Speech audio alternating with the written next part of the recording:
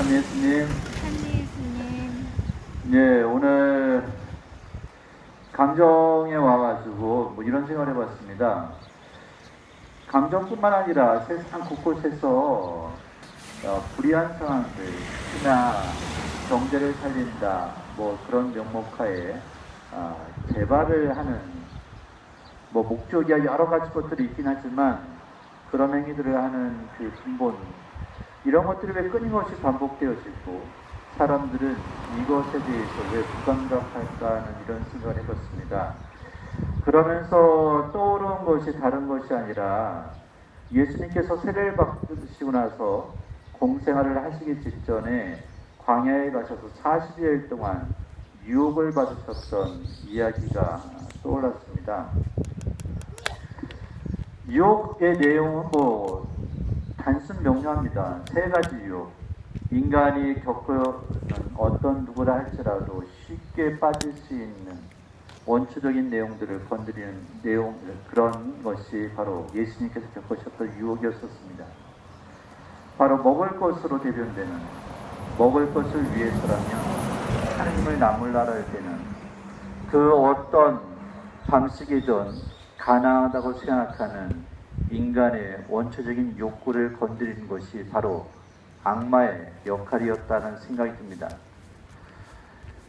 예수님께서는 아마도 이런 현상 안에서 현재 우리 그 감정에 찾아오신다면 아마도 그 어떤 행위라 할지라도 많은 이득이 생기거나 또 다른 어떤 것들이 생겨난다 할지라도 바로 생명을 해하면서까지, 그리고 힘없는 이들을 배척하면서까지, 고통을 주면서까지 얻는 그 행위는 하느님의 섭리가 아니라 바로 악마의 장난이라고, 사탄의 꿰매에 빠진 어리석은 행위라고 말씀하시지 않을까 싶습니다. 또한 동시에 인간은 경제적인 욕구가, 소위 말하면 자본의 욕구가 어느 정도 채워지면 한 가지 또 욕심을 내는 것이 있습니다. 얼마 전에 죽어가면서 자살을 하면서 남긴 성완종 씨의 메모 때문에 한국 사회가 시끄러웠었습니다. 과거형입니다. 실제로 이미 다 보궐선거가 끝나고 난 다음에는 이미 아주 오래전 옛날 역사의 한 페이지 정도로 장식하는 것처럼 누구도 별로 얘기하지 않고 파헤치려고 하지 않는, 진실을 알고 싶어 하지 않는 그런 내용으로 다시 묻히고 있습니다. 그것뿐이겠습니까? 1년 전에 있었던 세월호 사건의 문제도 그렇고, 지금 강정에서 벌어지고 있는 일들, 그리고 35년 전에 있었던 광주의 민주화운동의 그 여러 진실들, 이 모든 것들을 묻어두려고 하는 이들이 있습니다. 왜냐하면 그때 관계하면서 자본을 가지고 또 권력을 갖고 힘을 쌓았던 사람들이 현재 있는 사람들과 그 선배들이기 때문에 그렇습니다. 돈을 갖고 난 다음에 사람들이 관심을 갖는 것은 세상의 권력인 듯 싶습니다. 이제 돈으로 배만 채우는 것이 아니라 거기서 파생된 힘으로 내 주변의 모든 사람들을 내 소유인 양 마음껏 휘두르고 싶은 그런 욕구를 가진 것이 바로 인간의 또 다른 추악한 모습 중에 하나입니다. 이러한 유혹에서 자유로울 수 없었던 분 또한 우리가 주님이라고 고백하는 예수님이십니다. 그분께서는 정말로 하나님 외에 어떤 것도 섬기지 말라고 하신 성경 말씀을 들어가면서 그것으로부터 헤어나올 수 있는 방법이 어떤 것인지 우리에게 일러주셨습니다. 바로 누군가를 지배하고 핍박하려고 하는 그 행위들은 악으로부터 나오는 행위들입니다. 경제가 어떠니, 안보가 어떠니 하는 그 뒤편에 인간이 아니라 하느님의 자리를 탐하려고 하는 그런 탐욕이 자리 잡고 있고, 그 길은 결국 멸망에 이르게 된다는 사실을 우리는 다시 한번 생각해 봐야만 됩니다. 예수님께서 최종적으로 세 번째 받으셨던 유혹은 하느님을 시험하는 것이었습니다. 높은 곳에서 뛰어내렸을 때 다칠까 다치지 않을까. 성경에는 정말로 내가 내 아들의 그 어느 한 곳도 다치지 않겠다고, 흠나지 않겠다는, 천사들을 지켜서 보호하시겠다는 성경 구절이 나오는데, 악마는 놀랍게도 성경 구절을 인용하면서 예수님을 유혹합니다. 우리 또한 그런 것들을 많이 겪지 않습니까? 매번 잘못된 노라고, 바로 잡아야 된다고, 여기 사람이 있다고, 제발 이렇게 악한 짓 하지 말라고 수많은 선한 이웃들이, 평범한 이웃들이 외쳐대건만 그런 외침은 항상 외면되어 왔었습니다. 그래서 사람들은 그럽니다.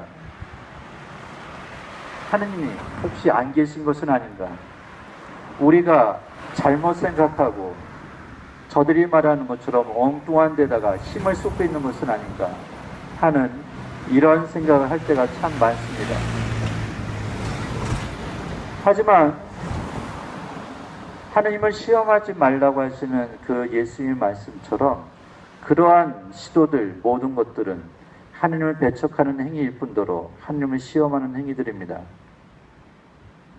아마도 그저 힘이 없어서 하는 소리라고 치부할지 모르지만 지금 하느님을 거스르고 선한 이웃들의 그런 마음을 해하면서 행하고 있는 해군기지 건설이나 우리 한국 사회뿐만 아니라 전 세계 곳곳에서 벌어지고 있는 수많은 악한 상황들, 이 모든 것들은 하느님의 심판을 면치 못할 것입니다. 하느님께서는, 예수님께서는 오늘 나는 떠나가지만 이들을 지켜달라고 하시면서 제자들을 위해서 하느님께 기도하십니다. 바로 세상에 그 어떤 것도 아니고 당신의 말씀, 하느님의 말씀을 복음으로 받아들이고 그 복음을 살면서 복음을 전하는 삶을 선택한 이 제자들의 앞날을 지켜달라고 말씀을 하십니다.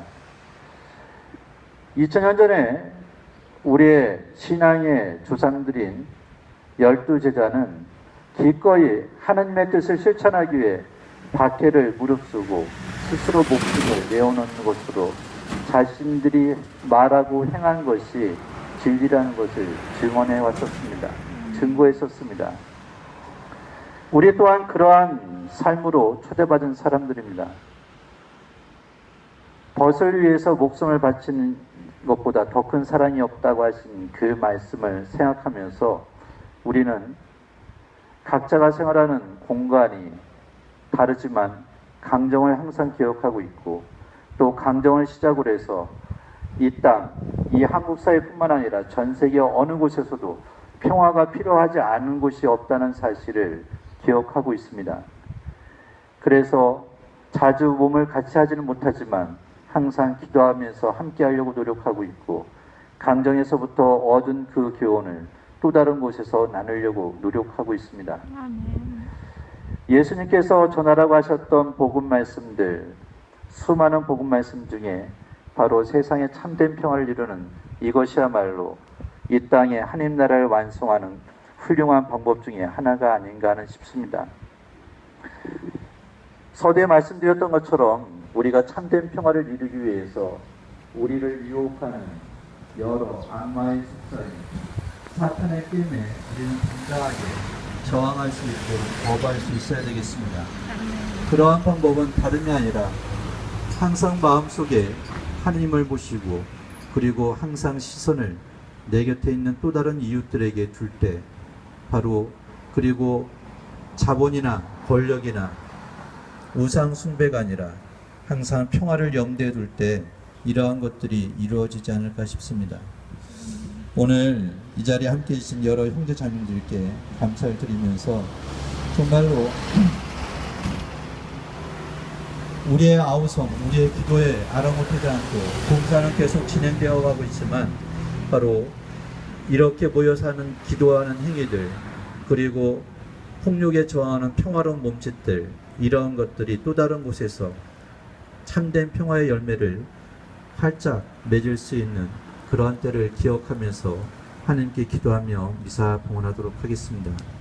아멘.